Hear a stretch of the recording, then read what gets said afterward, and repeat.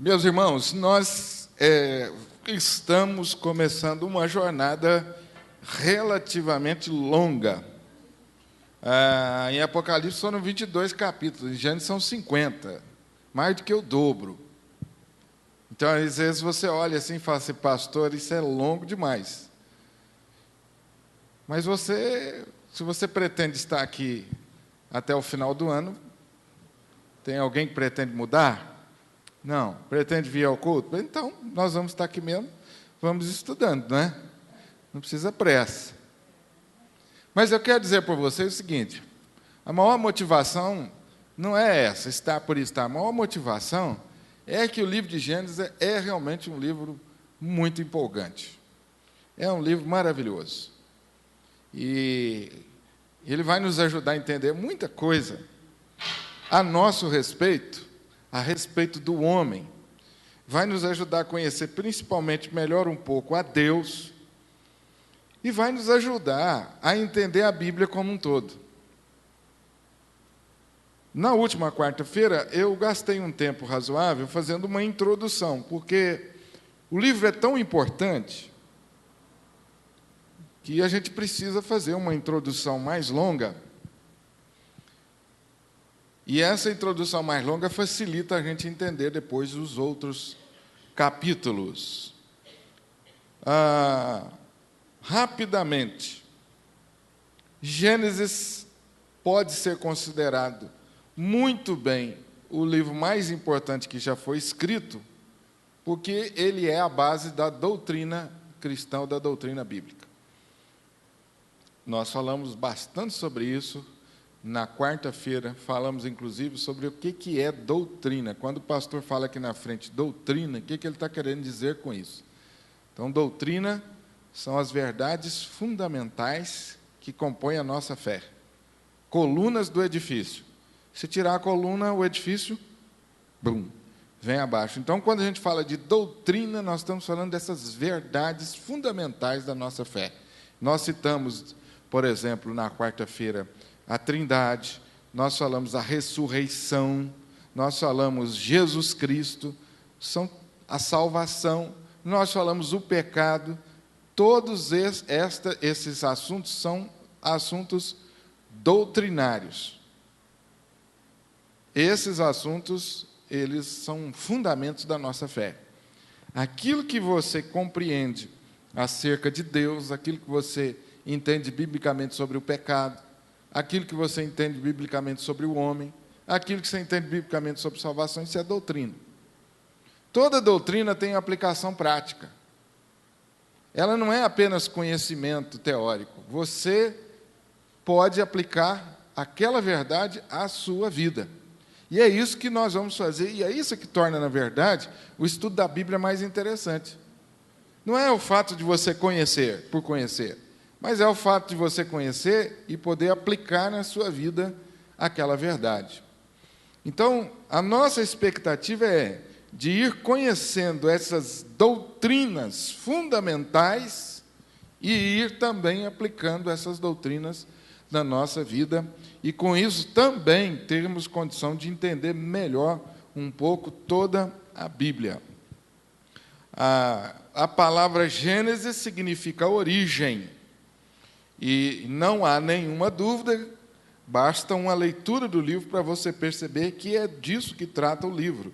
Ele trata das origens, a origem do universo, do sistema solar, da vida, do homem, a origem do pecado, a origem do casamento, dos idiomas, da indústria, do governo, a origem da religião e a origem da nação de Israel. Está vendo quanta origem? Todo o tempo, origem, como tudo começou. A primeira grande divisão que você pode perceber no livro, a estrutura do livro está aí descrito em 10 pontos. E iniciados com a palavra geração. Geração significa, no livro, origem. Então, as gerações do universo, a origem de Adão, a origem de Noé, as gerações dos filhos de Noé, as gerações de Terá, de Ismael, de Isaac, de Esaú e de Jacó. Todos esses nomes aqui são mencionados durante toda a Bíblia toda. e você vai encontrar a origem deles aqui. O resto da Bíblia você vai ver falar assim, Abraão, Isaac e Jacó, até o Apocalipse. E aí você fala assim, mas pastor, eu estou lendo a Bíblia, parece tantas vezes tal de Abraão, Isaac e Jacó. Por quê? Aí você vai ver aqui no Gênesis, por que ele aparece a Bíblia toda? Então, às vezes você leu isso na Bíblia e não entendeu, mas agora você vai entender por que ele aparece tantas vezes. Por que ele é tão importante assim, Abraão, Isaac e Jacó? E assim por diante. O autor do livro é reconhecido pela maioria dos estudiosos Moisés, que também recebe a autoria dos 5 primeiros livros da Bíblia: Gênesis, Êxodo, Levíticos, Números e Deuteronômio. Todos esses 5 primeiros livros da Bíblia são de autoria de Moisés. Lembre-se que Moisés foi um homem que teve uma educação privilegiadíssima.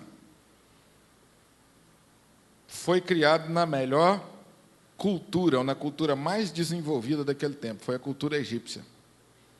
E os estudiosos acham que Deus se serviu da cultura de Moisés para que ele escrevesse esses 5 primeiros livros da Bíblia. Porque são livros muito bem escritos do ponto de vista gramatical, linguístico.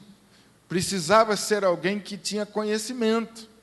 Então é interessante você observar isso, como Deus se serve do homem e daquilo que o homem tem para alcançar os seus propósitos, né?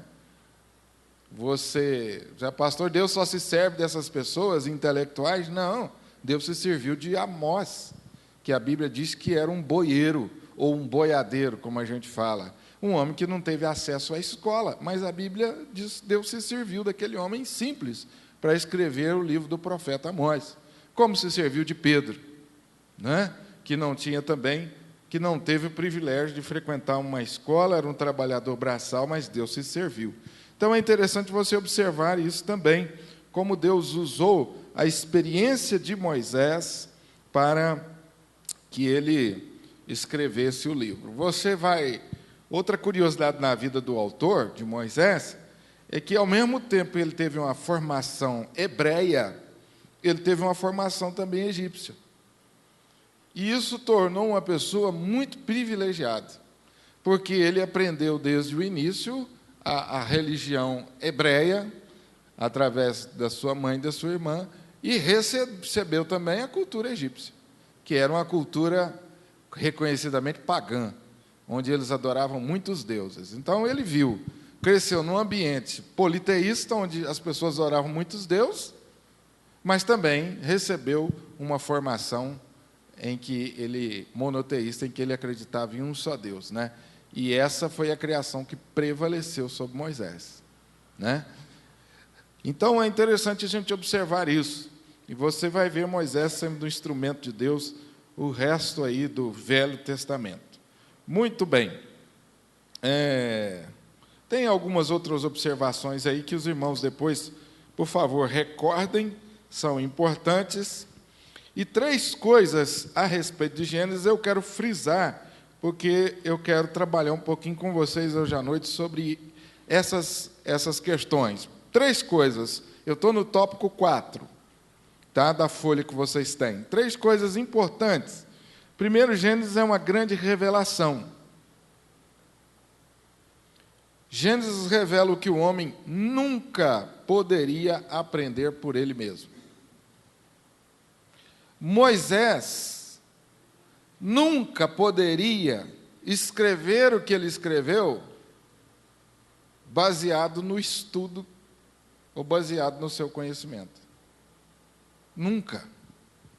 Porque o que Moisés escreveu? Sobre a origem do universo. Então, onde Moisés aprendeu isso? Né? Só pode ser de Deus direto. Interessante que Moisés, quando escreveu esse livro, existiam outras teorias sobre o universo. Teorias aonde? No Egito. O Egito era uma nação de estudiosos, muito desenvolvida, e os homens lá no Egito desenvolveram várias teorias também sobre a criação do universo. Algumas são estudadas até hoje. Agora, você observa uma coisa, que coisa tremenda. O povo de Israel viveu muito tempo debaixo da escravidão egípcia. Muito provavelmente o povo de Israel, que era o povo de Deus, ouviu durante mais de 400 anos as teorias sobre a criação do mundo nas escolas egípcias, nos mestres egípcios. Mas esse povo também teve da parte de Deus a revelação de qual era de fato a verdade, através de Moisés. Então, o Gênesis, quando ele foi escrito, ele também foi usado para que o povo de Deus, que estava numa nação ímpia, tivesse a revelação da verdade ou da vontade de Deus sobre aquele assunto. Maravilhoso isso, não é? Quer dizer, o egípcio, o israelita cresceu lá no Egito ouvindo outra coisa na escola. Mas ele chegava em casa, aí a mamãe dele falava assim: não, meu filho, não é assim não. Nós temos só um Deus só. E Ele é que é criador de todas as coisas. Não existem muitos deuses. Um Deus que criou o sol, um Deus que criou a lua. Não, meu filho. Isso não é verdade. A verdade é que existe um só Deus. Por isso que você vê lá em livro de Deuteronômio a orientação de Moisés para os israelitas, para os pais israelitas. Você lembra qual? A gente fala muito disso no Dia dos Pais. Abre lá Deuteronômio. Comecinho de Deuteronômio.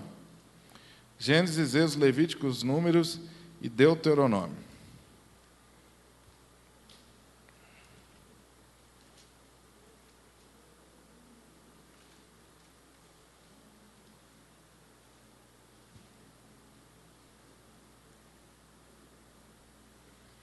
Capítulo 6.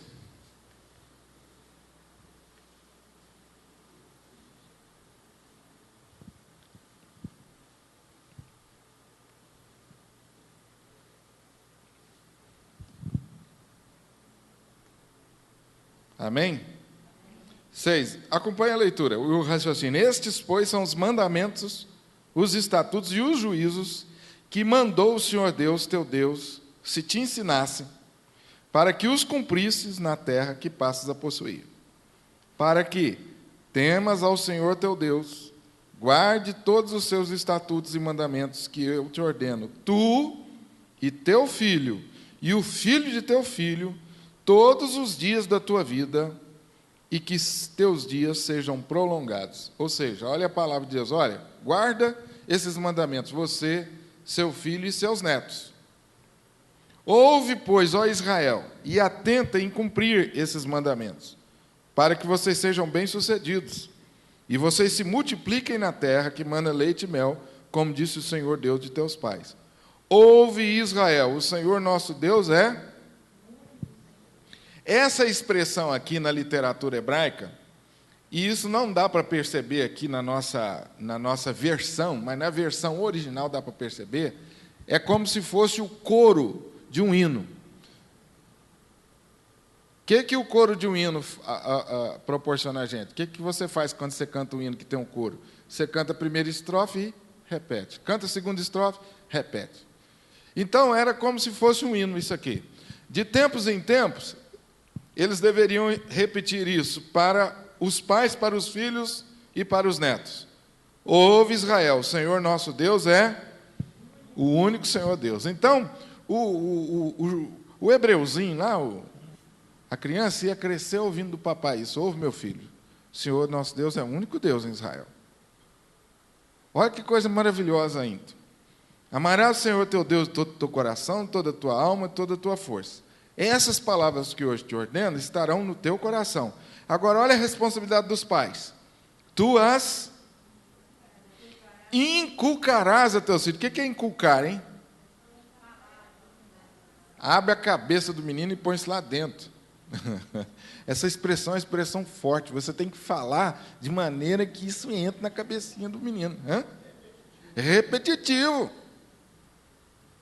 É repetitivo. Tu as inculcarás a teus filhos, e delas você tem que falar quando? Assentado, andando e ao deitar e ao... Ou seja, o dia inteiro, toda hora.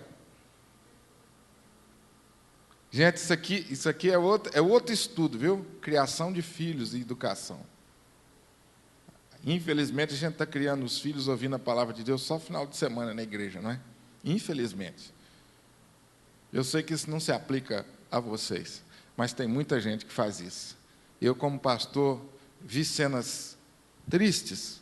O pai deixa o menino na porta da igreja e vai embora, e só pega no final da escola dominical. Eu vi isso muitas vezes. Um dia eu perguntei ao professor de escola dominical, um diácono. Eu falei, eu não entendi, uai. A pessoa foi encostar o carro e falou, não, pastor, isso é todo domingo, deixa o menino aqui e vai embora. Eu falei, esse menino, quando chegar à adolescência, você acha que ele vai vir? Será que esse pai, durante a semana, fala para o menino sobre Jesus? Não, mas ele acha que trazendo o menino e entregando na escola dominical, está feito. Não está. A palavra de Deus diz que, ó, meu filho, acordou, menino acordou, testemunhe nele. Você está andando com ele? Você está passeando com ele? Inculcando. Vai deitar? Inculca. Ou seja, em todas as atividades diárias. Uma vez eu estava falando disso no encontro de casal, aí uma pessoa me perguntou, falou, ô pastor, quer dizer que tem que fazer quantos cultos por dia? Eu falei assim, ô filho, não é assim não, hein? Isso aqui não se trata de você fazer culto. Aliás, esse negócio de ficar fazendo culto dentro de casa espanta os meninos. Que eu já vi uns cultos domésticos que os meninos ficam pedindo, pelo amor de Deus, para terminar. Já viu os cultos domésticos que o pai chega assim, abre o inário e a Bíblia e faz de conta que é o pastor em casa? Meus irmãos e irmãs, nós vamos dar início ao... Você está rindo, né, Zé Maria? Nós vamos dar início ao culto esta noite. Né? Vamos cantar o hino tal. Igualzinho pastor. Aí os meninos falam, nossa, tem que aguentar o pastor final de semana e agora aqui dentro de casa, meu pai, segunda, terça, quarta. Não é isso, não. Moisés, na sua sabedoria, está dizendo, oh, você está brincando com os meninos? Ensina para eles. Você está passeando com os meninos? Ensina. Você pôs os meninos no carro para fazer uma viagem? Mostra para os meninos a natureza bonita e diz, ó, meu filho, você quem criou foi o Papai do Céu. Vai no zoológico com os meninos, mostra os bichos, quem criou foi Deus. Então, é nas atividades rotineiras que você vai inculcar. Gente, eu estou gastando tempo nisso, porque você vai ver que o Gênesis faz outro sentido quando você pensa nisso. O versículo 8, para completar. Também as atarás como sinal na tua mão, e te serão por frontal entre os olhos, e as escreverás nos umbrais de tua casa e nas tuas portas. Olha como Moisés era radical, hein? Escreve ela até na porta da sua casa, assim. Põe quadro, faz. Uma vez eu fui visitar o meu irmão, cheguei lá, achei super estranho, cheio de cartaz com versículo em casa. Eu falei, meu irmão ficou doido. Eu falei, Júlio, que é isso, rapaz? Esse cartaz tudo engraçado. Não, isso aí ajuda a gente a decorar a Bíblia. Aí fui no banheiro, cheguei lá, de cara com versículo. Eu falei, cara, você tem razão, isso ajuda a gente mesmo. Depois arranca os versículos, aí conversa. Hoje você fala um versículo de cor. E aí acaba virando uma brincadeira gostosa na família, esse tipo de coisa. Seja criativo, os pais que estão aqui. E inculca na cabeça dos meninos que tem um Deus só. E inculca nele que ele tem que amar a Deus e ao próximo como a si mesmo. Todos os dias, principalmente com o seu testemunho. A hora que você estiver comprando, que você estiver vendendo, a hora que você estiver passeando, dá testemunho, que isso entra no coração dos meninos. Já falei isso para vocês aqui. Meu pai me levava. A gente sempre... Às vezes, quando tinha tempo, eu saía com ele para fazer as coisas. Aí, uma vez ele saiu comigo para negociar um carro. E eu quis bancar o esperto e falei assim, pai, se o senhor chega para as pessoas e conta os defeitos do carro, tudo, ninguém vai querer comprar seu carro. Ele falou, meu filho, a gente tem que ser honesto. E o negócio que não é bom para o outro, também não é bom para você. Tomou? Depois eu casei e fui negociar meu carro. Quem foi comigo? Meu filho. A mesma coisa. Pai, o senhor conta todos os defeitos do carro? Ué? Eu aprendi com seu avô. A gente tem que ser honesto. O negócio que não é bom para você, para o outro não é bom para você. Isso é honestidade, isso é ser cristão. Interessante que na cidade onde eu morava, que é uma cidade de 200 mil habitantes, não é tão pequena, mas as pessoas se conhecem muito. O rapaz foi vender o carro que eu vendi para ele, chegou lá o comprador, ele falou, tem um carro bom para você aqui. Foi lá e mostrou meu carro para ele. Você conhece o dono desse carro? Ele falou, conheço. Quem é? O pastor Honório. Ah, não, então esse eu compro. Você já pensou se eu dou um mau testemunho? Esse rapaz não era membro da minha igreja, mas me conhecia, porque eu comprava material de construção dele. Passou uns 3 anos, ele se tornou membro da minha igreja e diácono. Já pensou se eu dou o cano nele? Carão que eu ia ficar? E a gente depois deu risada. Pastor, o carrinho estava bom? Eu falei assim, eu contei toda a verdade. E eu não sei o que ele te contou, mas se você quiser eu vou contar tudo. Quer dizer, você educa o seu filho não é só fazendo culto doméstico, você educa ele com o seu testemunho. Essas coisas marcam você o resto da vida.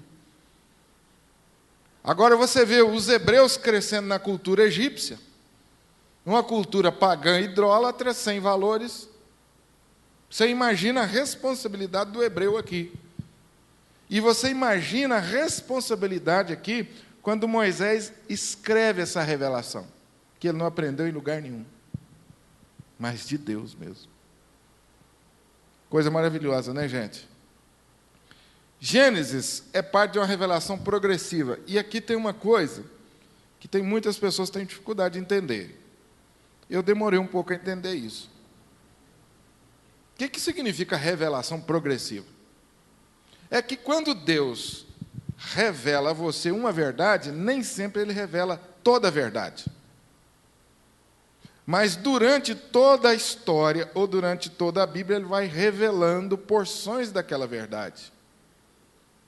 E aquela verdade que você recebeu inicialmente como uma semente, com o passar do tempo, ela vai sendo revelada como se uma semente fosse nascendo, crescendo e se abrindo, se transformando numa árvore. Quando você chega lá no Novo Testamento, você já entendeu toda aquela verdade, mas ela começou a ser revelada lá no Gênesis. Então, isso a teologia chama de uma revelação progressiva e dinâmica. Você encontra a revelação de Jesus como Salvador em Gênesis 3,15. Fala que nasceria de uma mulher aquele que esmagaria a cabeça da serpente. O que mais que o Gênesis fala sobre Jesus? Só isso. Mas quando você lê o resto da Bíblia, quando você chega lá nos profetas, por exemplo, você vai ver até como Jesus entraria em Jerusalém, o profeta revela. E quando você chega no Novo Testamento, o João Batista, por exemplo, e outros se reportavam ao Velho Testamento, dizendo, esse é o que foi prometido lá no Velho. Então, as pessoas lá do Novo Testamento, no contexto de Jesus, que conheciam o Velho Testamento, já conheciam a história de Jesus que estava sendo profetizada há tempos atrás. Então, o Gênesis é uma revelação progressiva. Tem coisa que você encontra aqui que você só vai ver a explicação dela mais na frente. Mas é importante você conhecer porque ali mostra a origem. Gênesis é uma revelação da história da salvação. Quando a gente fala assim em salvação, você pensa assim, Jesus, a história de Jesus. Não. A história da salvação, ela é maior do que a história do nascimento, da vida e da morte de Jesus registrada no Evangelho. Quando que começa a história da salvação? Gênesis 3,15. Depois que o homem peca, Deus faz uma promessa. E aí começa a história de salvação.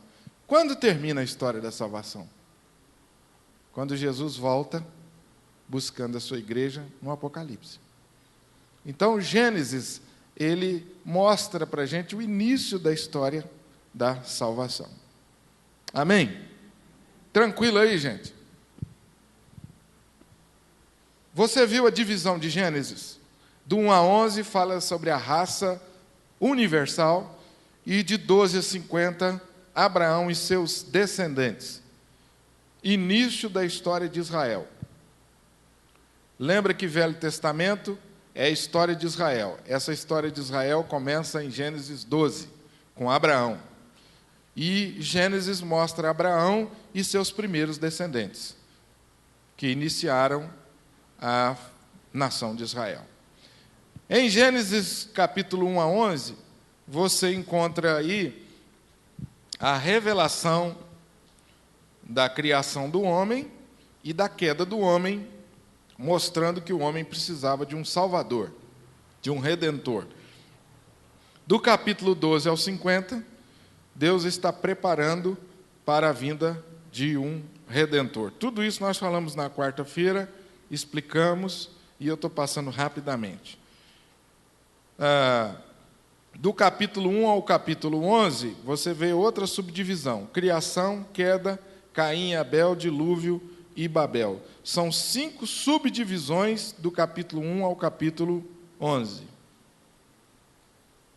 Depois nós vamos explicar isso melhor, vocês não ficam apavorados não, que a gente vai descer a detalhes sobre isso aí. Do capítulo 12 ao capítulo 50, você vê a história de Abraão, a história de Isaac e a história de Jacó. Amém? Gênesis capítulo 1, versículo 1 e 2, nós começamos a estudar sobre agora o texto. Terminamos a introdução e agora vamos entrar no texto, entramos no texto bíblico em si. No princípio criou Deus os céus e a terra, porém, estava sem forma e vazia, havia trevas sobre a face do abismo, e o Espírito de Deus pairava por sobre as águas. Em Gênesis capítulo 1, versículo 1, nós temos a maior de todas as revelações bíblicas. A revelação para o homem é de que tudo começou com Deus. No princípio, criou Deus o céu e a terra. Essa é a grande revelação de Gênesis. Tudo começou com Deus, foi Deus que fez todas as coisas. Nenhum homem poderia saber por experiência ou por pesquisa as coisas relatadas em Gênesis capítulo 1, versículo 1 e 2. Mas Deus se encarregou de revelar os fatos da criação para nós. Hebreus capítulo 1, versículo 1, diz que Deus fala ao homem de muitas maneiras. Então foi da vontade de Deus revelar e direcionar Moisés a escrever esse texto para que nós conhecêssemos o início de tudo. A fé na palavra de Deus é a única prevenção verdadeira de não cairmos no erro. Crer no relato de Gênesis 1:1 nos livra dos grandes erros da filosofia humana. Então, na quarta-feira passada, nós falamos um pouquinho sobre cada um dessas correntes filosóficas sobre Deus. Estão lembrados disso aí? Amém? Tranquilo? Então, o que é o ponto importante aqui? Gênesis 1:1 é a revelação de Deus que nos livra dos maiores erros que nós podemos cometer na nossa vida e que o homem, ao longo da história, cometeu. Erro, por exemplo, afirmar que Deus não existe. Erro de afirmar que ninguém pode conhecer a Deus. Isso é impossível. O erro de acreditar que existem, na verdade, muitos deuses. Não é um Deus só, existem muitos. O erro de acreditar que Deus está em tudo e que tudo é Deus. Deus está nesse banco, Deus está na planta, a planta é Deus, o banco é Deus. Isso se chama panteísmo. Então, isso é um erro gravíssimo.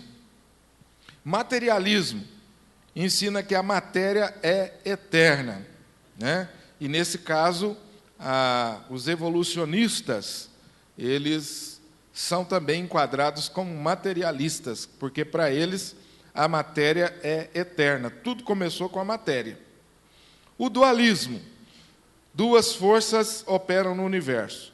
A força de Deus, que é do bem, e a força do mal, que é a força do diabo. Todas essas ideias, durante toda a história do homem, prevaleceram. E até hoje é assim. Você encontra materialista, você encontra teísta, ateísmo, você encontra ateu, você encontra panteísmo. Nas universidades aqui, quem está fazendo universidade, com certeza já deve ter ouvido algum professor ensinar sobre algumas dessas coisas aqui, e dizer para você, por exemplo, Gênesis, tem alguém que ainda acredita em Gênesis? Os professores falam assim, não é? Tem alguém que ainda acredita em Gênesis? Isso aí é história.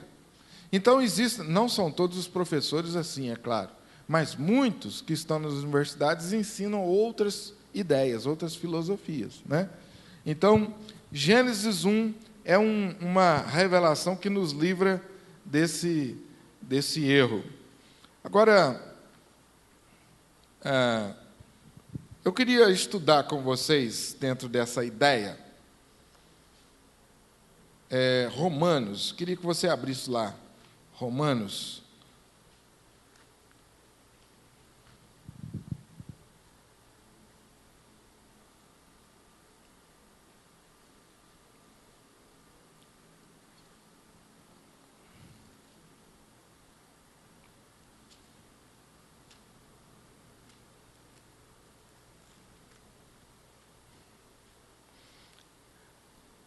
Romanos capítulo 1.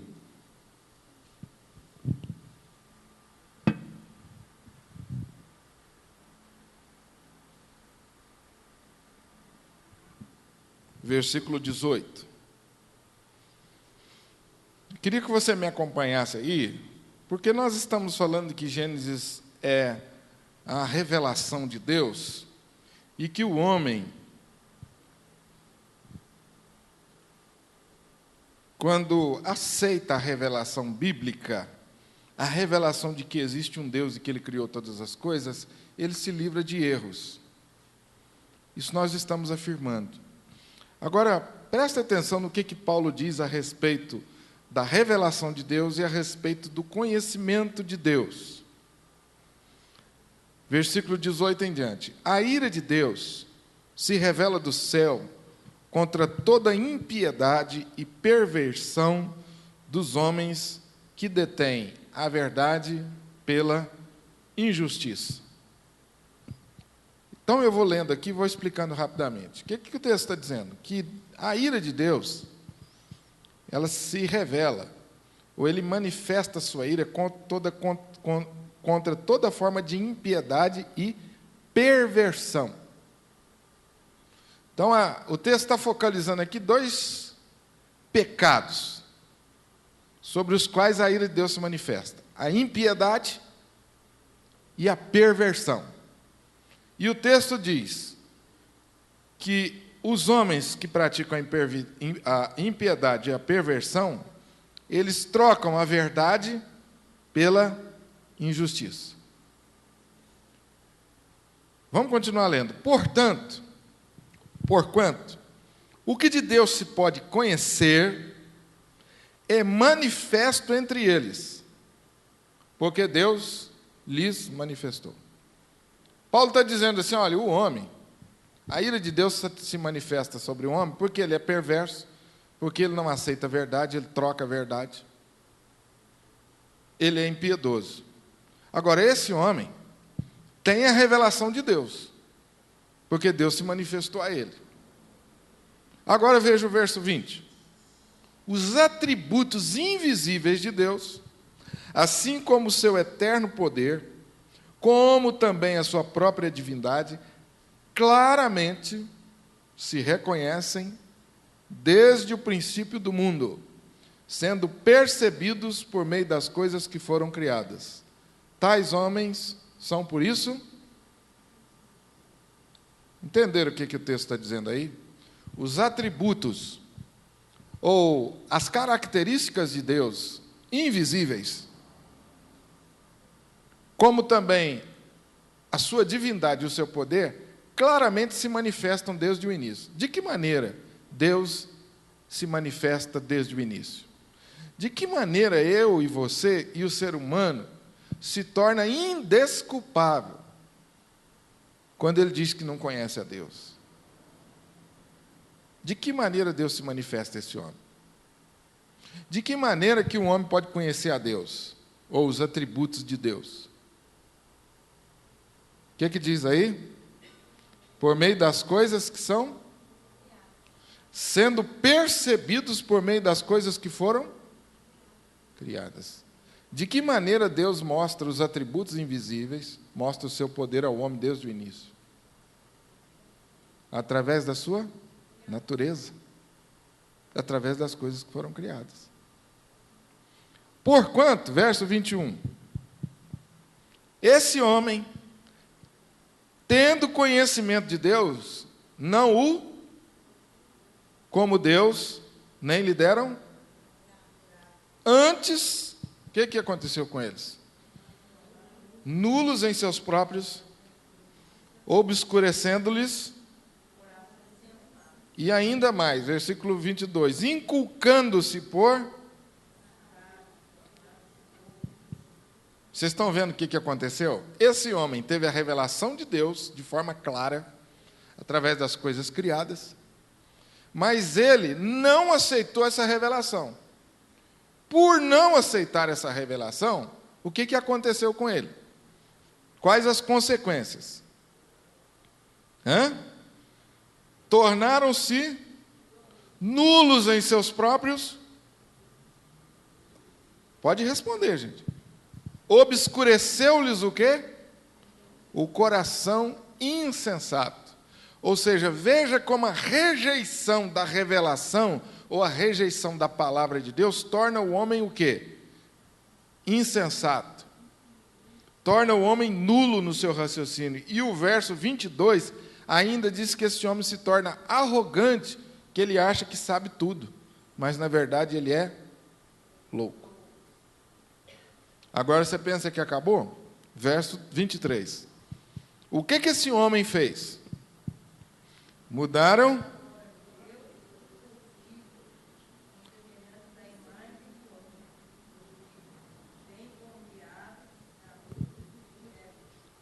Muito bem, eu quero que vocês me expliquem esse versículo aí. O que o homem fez?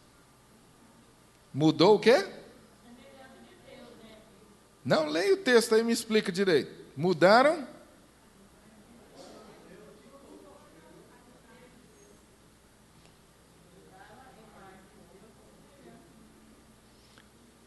Ele mudou, ou ele construiu um Deus à imagem do próprio homem, à semelhança de animais.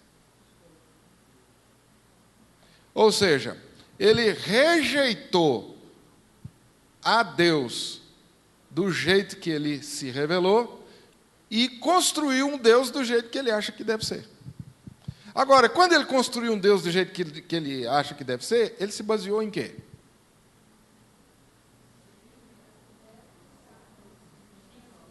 Em si próprio. E ele se degenerou tanto que ele chegou a representar Deus através de animais. Há dois erros aqui. Primeiro, ele quis fazer uma imagem de Deus.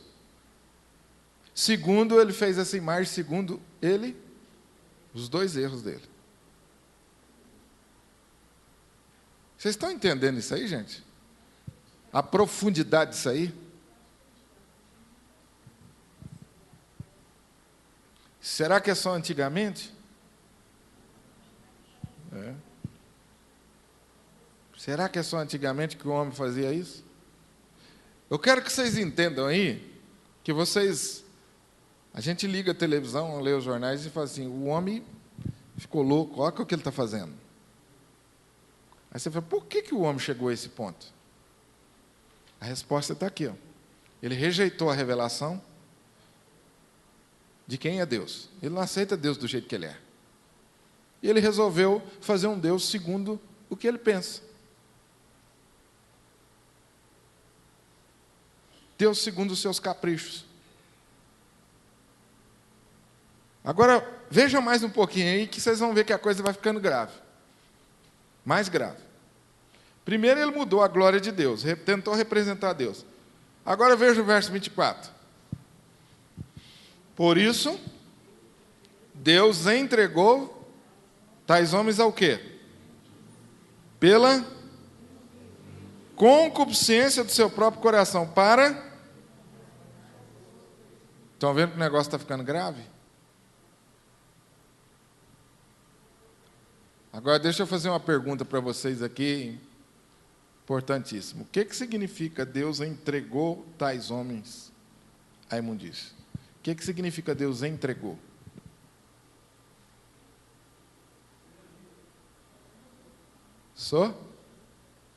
Oi? Não ouvi. Soberania.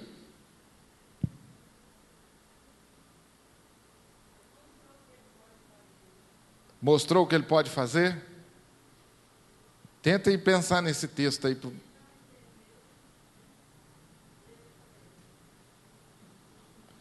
Deus entregou tais homens à imundícia.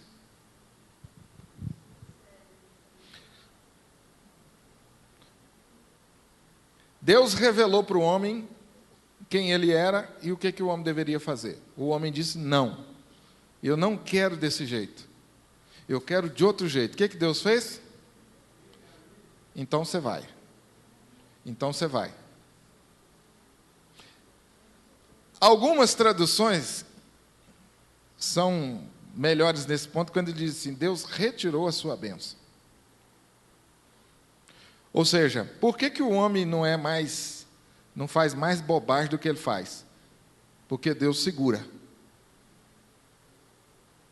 E o texto está dizendo aqui que esse homem, de modo geral, rejeitou a revelação de Deus, preferindo ir por outro caminho, e Deus, apesar de todas as suas revelações, chegou a um ponto que Deus falou assim: eu vou deixar você seguir o seu próprio caminho para você ver para onde você vai. Agora, até onde ele foi? O texto diz aí no início que ele começou a desonrar o quê? Pode ler aí. Desonrarem o seu corpo entre... E aí o 25. Olha mais um degrau aí para baixo.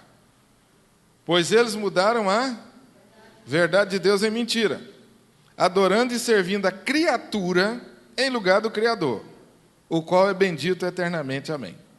Por causa disso, de novo, os entregou Deus às paixões infames, porque até as mulheres mudaram o modo natural de suas por outro, contrário a... O que aconteceu aí, gente, na prática? Qual que é o nome que a gente está dando isso hoje? Mulheres que mudaram o seu modo de se relacionar sexualmente. Elas estão se relacionando de um modo contrário à sua natureza.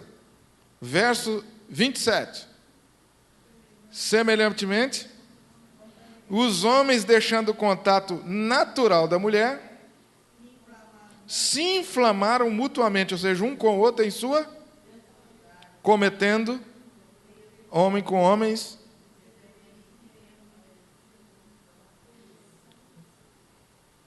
Como é que se chama isso? E onde tudo começa? Por que o homem chega no fundo desse buraco? Lá no início começou por quê? Porque Deus revelou e ele rejeitou a verdade de Deus. E o que aconteceu? Foi como você desceu uma escada abaixo. Primeiro você se torna nulo no seu raciocínio, depois você se inculca por sábio, acha que você sabe tudo, caminho, depois você desce um degrau da imoralidade, desonra o seu próprio corpo, e aí depois você muda o modo natural de se relacionar. Olha o que o texto está dizendo, você mudou o modo natural. Ou seja, a sua disposição humana, você foi feito para uma coisa, mas você rejeitou tanta verdade, insistiu tanto, que você mudou o jeito de gostar. Você mudou o jeito de gostar.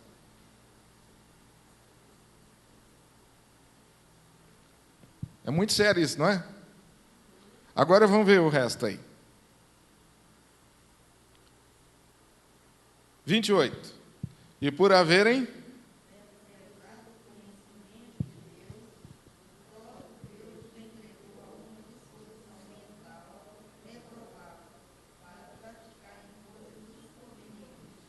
cheios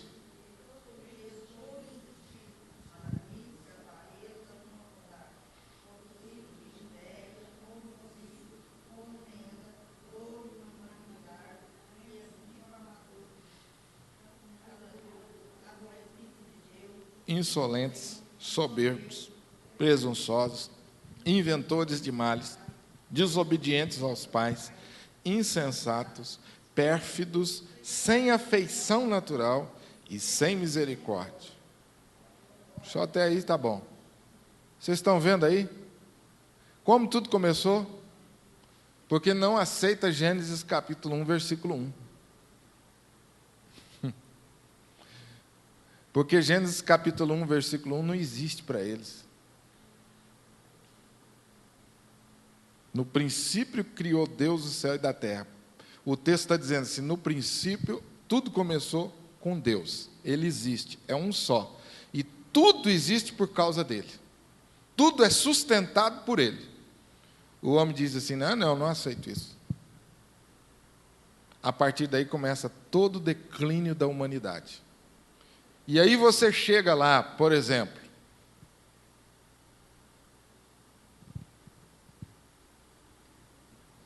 nos dias de Noé, que nós vamos ver. O que aconteceu nos dias de Noé? Tudo isso que você viu aqui em Romanos aconteceu lá nos dias de Noé. Toda essa listinha. Aí Deus falou assim, eu não aguento mais a humanidade. Eu vou destruir e nós vamos começar de novo. E sobrou só Noé. E Noé, aqui em Gênesis, e a arca de Noé é tipo de Jesus. Representa Jesus lá no Novo. Toda a humanidade é salva através de um homem. A humanidade que foi salva através de Noé, Ivon, foi salva só por causa de uma coisa. Porque eles acreditaram na palavra de Deus a Noé. Entendeu? Deus salvou a humanidade, salvou Noé porque Noé acreditou em quem? Na palavra de Deus. Vocês estão vendo que relação que tem a palavra de Deus na nossa vida? Quando a gente fala assim, irmãos, vamos ler a Bíblia, a gente precisa ler a Bíblia, a gente pensa que é uma coisa assim, religiosa. Sem a revelação de Deus, sem a palavra de Deus, nós nos tornamos verdadeiros animais. É isso que a Bíblia está dizendo. Rejeita a Bíblia e entregue-se às suas intuições, que você vai parar lá no fundo. Aí você entende um pouco para onde caminha a nossa sociedade. Você entende um pouco para onde caminha a nossa sociedade. E aqui você tem uma explicação bíblica a respeito desses temas tão atuais. Homossexualismo. Você tem a posição da igreja aqui, ó. Tem a posição da igreja aqui. Da Bíblia e da igreja.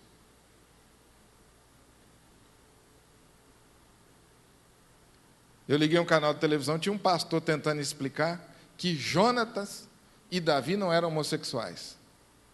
Porque o texto está dizendo que os dois eram muito amigos.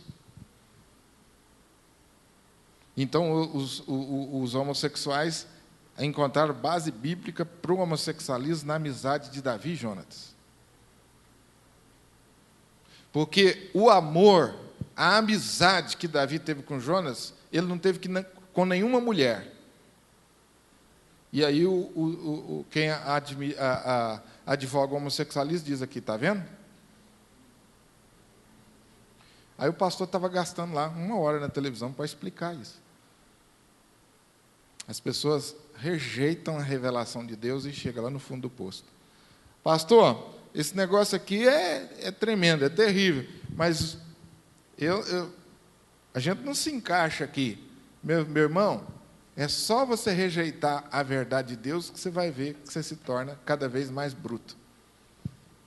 Não precisa estar fora da igreja, não, dentro da igreja mesmo. Agora você entende por que tem muita gente e por que a nossa humanidade cada vez menos gosta de ouvir a palavra de Deus? E eu vou falar uma coisa para vocês aqui hoje, muito séria, para a gente já concluindo, que hoje eu fiz isso de propósito. Sair desse texto um pouquinho para a gente entender melhor. Todas as vezes que o seu coração rejeitar ouvir a palavra de Deus, caia de joelhos e peça a Deus misericórdia.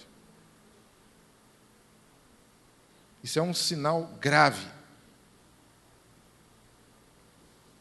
Domingo passado eu falei um pouco sobre o tema religiosamente perdido dentro da igreja. Eu vou continuar domingo agora no outro texto. Um dos sinais de uma pessoa religiosamente perdida dentro da igreja é esse. Ele vem na igreja, tem cargo na igreja, mas ele não assiste à pregação da palavra de Deus. Sempre tem alguma coisa para fazer. Vocês prestem atenção no que está acontecendo. Eu já vi muita gente dentro de igreja que na hora da mensagem não aguenta, sai. Diácono, presbítero, professor de escola dominical, crente, normal, crente que não tem nenhum cargo. Dá na hora de ouvir a palavra de Deus, dá uma sede, uma dor de barriga, e tem que ver o carro lá de fora, e tem que resolver um problema na igreja, e tem que fazer isso. Gente, a hora da pregação da palavra de Deus, a gente tem que parar de brincar com isso. Não é Deus que está falando com a gente? Ué, então você para. Para. É Deus que está falando com você, ué.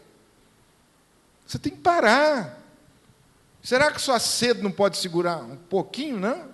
Será que aquilo que você tem que fazer é tão urgente? Quando eu vejo um oficial da igreja, dentro da igreja, e não assistindo o culto, eu já começo a orar por ele. Está fugindo de Deus. Diáconos e presbíteros e líderes de igreja, tome cuidado com isso. Porque você tem muitas razões para não ficar no culto. Tem tanta coisa para fazer. Não, eu tenho que ficar lá na porta cuidando, eu tenho que fazer isso, eu tenho que fazer aquilo, eu não tenho outro tempo, mas tem que ser na hora da pregação. Na hora da música está aqui. Gente que dirige o louvor, que ministra o louvor, toca bonito, canta ali, e assim, parece que está lá no céu. Na hora da pregação, vai embora beber água e ficar batendo papo no corredor. Opa, tem um negócio sério nisso aí. Seríssimo. Você está caminhando para esse processo da ladeira abaixo. Mas espera aí. Na hora de Deus vai falar, você vai tomar água e vai conversar? Ah, não. Aí, mais tarde, essa pessoa se afasta da igreja ou comete um pecado grave, é disciplinado na igreja, você pensa assim, o que será que aconteceu com ele? Afastamento de Deus é gradativo, gente. Então, quando o seu coração, de alguma forma, rejeita a palavra, meu irmão, cuidado. A gente ouve a palavra de Deus com aquele espírito de submissão e temor. Deus está falando comigo. E pode ser uma chicotada que será bem-vindo. Porque hoje a gente, como pastor, tem que ficar escolhendo o que fala. Que se a mensagem for pesada, o pessoal não gosta muito, não. O pastor está pegando. Tinha um irmão lá no Espírito Santo muito engraçado. Ele ficava sempre na porta. A hora que terminava a mensagem, ele saía assim. O que foi, meu irmão? Machucou? Ele falou assim, pastor, você desceu o cajado, hoje está até doendo. Eu falei, mas fica dentro da igreja, que o cajado é para todos nós. Começa em mim, termina lá em você que está lá na porta, querendo ir embora. O cajado é para todo mundo. E o cajado de Deus é uma benção. Quando Deus chega descendo o cajado na gente e jogando a gente no chão, é a melhor coisa que pode acontecer. Porque Ele está dizendo, meu filho, você está distanciando, volta. Volta, isso é meu. Então, o que nós, igreja, temos que zelar? Zele pela pregação da palavra, porque essa pregação é que salva. Zele pela pregação. Uma igreja boa é uma igreja que tem pregação da palavra, séria. Não é pastor que fica contando historinha, piadinha e filosofia no púlpito. Não é. Eu ouço, às vezes, uns pastores pregando, é 40 minutos de historinha e de filosofia, e 10 minutos de Bíblia. Falou, opa, isso não alimenta ninguém. Eu saio do culto até alegre, quando alguém conta uma história, eu dou umas risadas. É bom. Mas espera aí, isso não sustenta você espiritualmente, não. Isso não sustenta você. Então, às vezes, a pessoa, pastor, a igreja é boa. Tem estacionamento, tem uns bancos gostosos, tem ar-condicionado. Não, isso aí... Vê como é que é a pregação. Se é bíblica. Vê se de vez em quando o pastor da igreja fala de pecado. Vê se de vez em quando ele fala. Não precisa ser todo domingo, não, porque todo domingo ninguém aguenta. Porque Deus não é assim. Deus não faz isso. Você, na hora de corrigir seu filho, também não faz isso. Então, tem que ter bom senso, equilíbrio, né? Mas se nunca fala do pecado, se a pregação é sempre motivacional, centralizada na sua capacidade.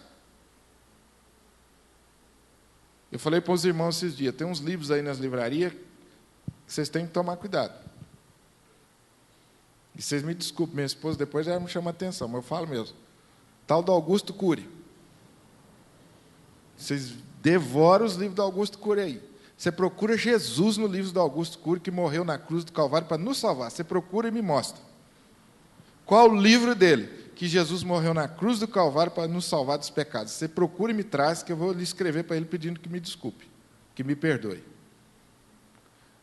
Mas toda melhora é baseada na minha capacidade própria. E o Jesus é aquele Jesus assim, bacana. Eu gosto dos livros dele, mas eu leio com essa reserva. Onde está Jesus que morreu na cruz do Calvário para salvar os meus pecados? Tudo isso que eu estou falando, irmãos, é a aplicação do primeiro versículo. No princípio criou Deus os céus e da terra. Ele está falando, Ele está fazendo, Ele é Senhor e soberano. E ponto final. E eu, como crente, abaixo a minha cabeça e aceito essa autoridade sobre a minha vida. É isso que vai nos salvar. Isso é que vai nos salvar, essa autoridade de Deus sobre a minha vida. A partir do momento que eu rejeito essa autoridade, eu me inculco por sábio, aí eu começo a descer ladeira abaixo. Aí eu vou cair na imoralidade. E o buraco é fundo. É muito fundo. E nós estamos vendo aí. Você abre a Bíblia e mostra para a pessoa e fala assim, que você aceita esse negócio? Você é doido? Pai? Você aceita isso aí? Adão e Eva comer o fruto? Para com isso. Isso é coisa... Isso é bobeira. Certo, então qual é a sua verdade? Se você rejeita essa, qual é a sua verdade? No que você acredita? Aí, meu amigo, você vai ver que a pessoa engasga e não te fala nada. Rejeita a Bíblia e não tem outra proposta melhor para você, a não ser essas filosofias que tem por aí, que nós falamos aqui. Alguém pediu a palavra? Pois não, Beth?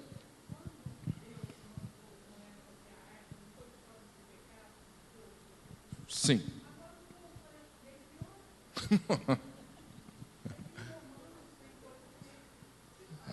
É isso aí.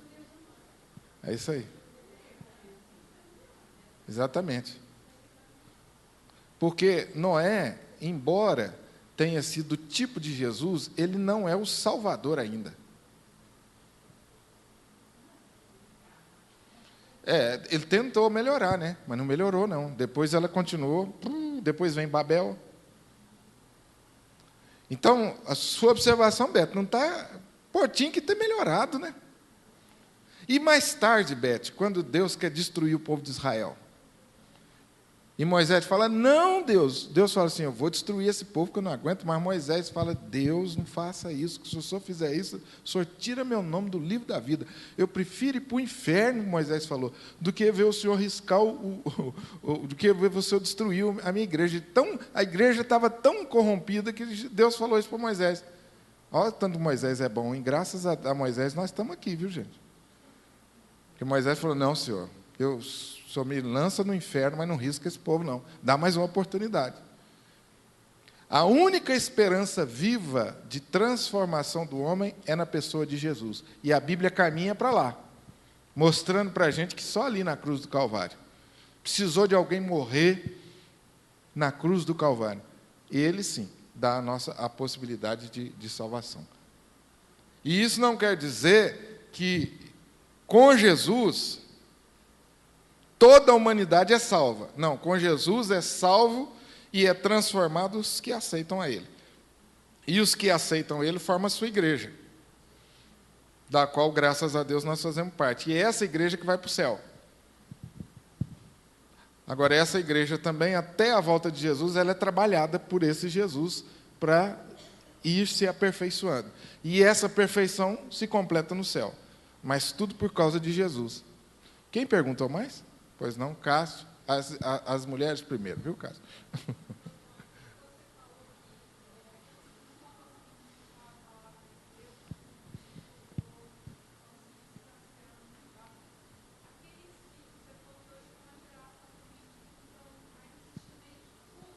Sim. Ah.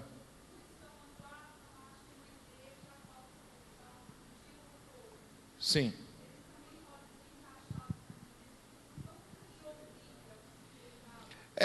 Em relação à internet, é importante você ouvir a palavra. Quem deixa de vir à igreja por causa e usa a internet, tem que ter uma razão justa para isso. Não é? Você não pode deixar de vir à igreja porque tem internet. Mas quando você não pode vir eventualmente à igreja, você liga a internet.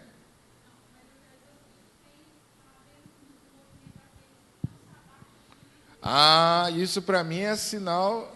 Isso aí para mim é sinal, minha irmã, de arrogância, de insubmissão. Arrogância, nada serve para ele.